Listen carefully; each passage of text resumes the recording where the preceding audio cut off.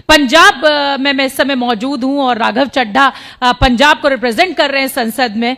4 महीने से ज्यादा का वक्त बीत चुका है, क्या बदला पंजाब में? अगर मैं कहूं कि आप पॉइंटर फॉर्म में मुझे बता दीजिए। मैं पूरे पॉइंटर फॉर्म लाया हूं, मैं एक एक करके आपको बता दूंगा।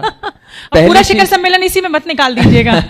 देखिए, पहली चीज तो यह है कि पंजाब के अंदर एक ईमानदार सरकार आई और भ्रष्टाचार जो दीमक की तरह पंजाब को खा रहा था उस पर लगाम लगाई गई। सबसे पहले हमने एक एंटी करप्शन हेल्पलाइन लॉन्च करी, जिसमें 55 से ज्यादा लोगों की गिरफ्तारियां हुई, दर्जनों एफआईआर दर्ज हुई और आज पेटी करप्शन जो निचले स्तर का जो भ्रष्टाचार होता है उसकी रोकथाम हुई है, वो समाप्त हुआ है। इसके साथ साथ एक इतना बड़ा मैसेज सरकार ने दिया अपने ही एक मंत्री को, जो कहीं ना कहीं भ्रष्टाचार के जिनके सबूत विपक्ष के पास नहीं आए, मीडिया के पास नहीं आए, पंजाब के मुख्यमंत्री भगवंत मान साहब के पास आए और मान साहब ने 1 मिनट नहीं लगाया, उस मंत्री को बर्खास्त किया, जेल में भेजा। साफ है मैसेज साफ है कि भ्रष्टाचार बर्दाश्त नहीं किया जाएगा। दूसरी बड़ी चीज, 300 यूनिट मुफ्त बिजली पंजाब के हर परिवार को हर महीने 1 जुलाई 2022 से मिलने लग जाएगी। लोग कहा करते थे पंजाब का तो खजाना खाली है,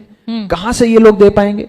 आम आदमी पार्टी का वादा था, केजरीवाल की पहली गारंटी थी, हमने वो वादा पूरा किया। ठीक है। 75 मोहल्ला क्लिनिक, हमारे जो flagship primary health care centres होता है, जिसके अंदर छोटा इलाज, छोटे ट्रीटमेंट्स होते हैं, जिसके लिए आपको मीलों दूर किसी बड़े अस्पताल में जाने की जरूरत नहीं है।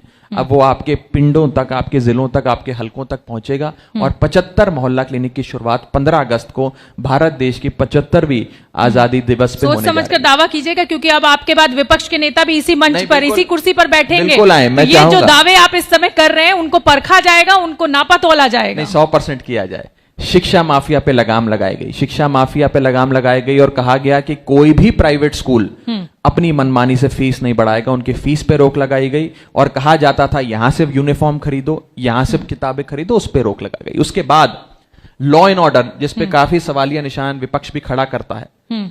आज अगर पंजाब के अंदर लॉ एंड ऑर्डर की स्थिति खराब थी जब हमारी सरकार बनी, तो ये कोई भगवंत मान, अरविंद केजरीवाल या राघव चड्ढा ने तो खराब करी नहीं।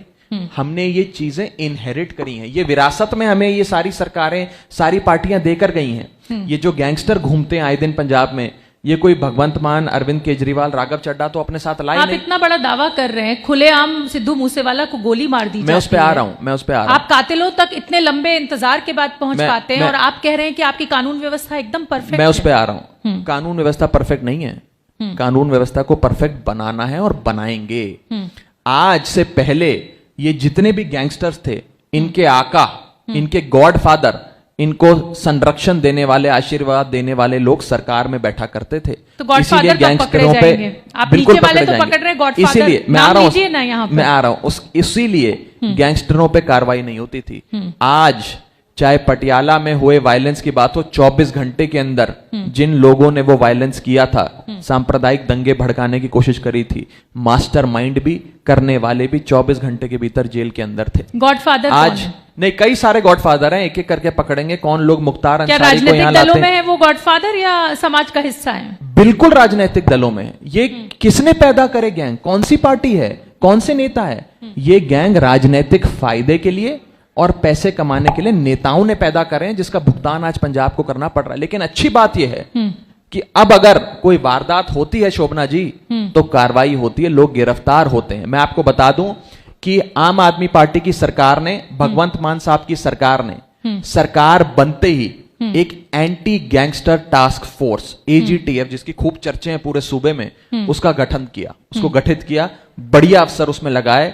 और मुझे बताते हुए खुशी है कि अभी तो 4 महीने भी नहीं हुए एंटी गैंगस्टर टास्क फोर्स को बने, 264 गैंगस्टर्स को इस फोर्स ने गिरफ्तार किया। 264 गैंगस्टर। मुख्तार अंसारी पे आना चाहिए। मैं उस पे आऊंगा।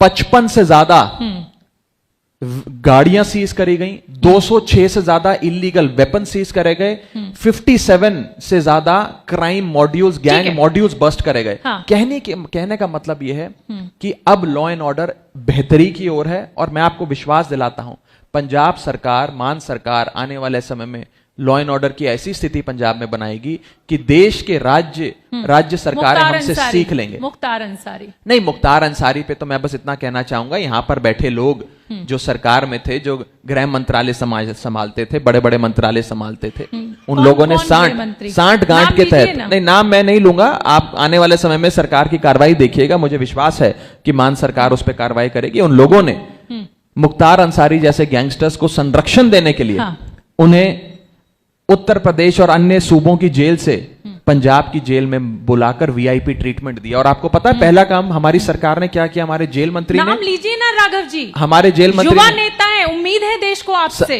कार्रवाई होगी। युवा जो है वो बिंदास होते हैं, नहीं बिंदास, जैसे जैसे उम्र बढ़ती जाती है वैसे वैसे आदमी डिप्लोमेटिक होता जाता है। नहीं, मैं जिम्मेदार शख्स हूं, मैं कोई हल्की बात नहीं कहना चाहता, मैं नहीं चाहता कि मेरे बात के कई मतलब निकाले जाएं, लेकिन कार्रवाई होगी।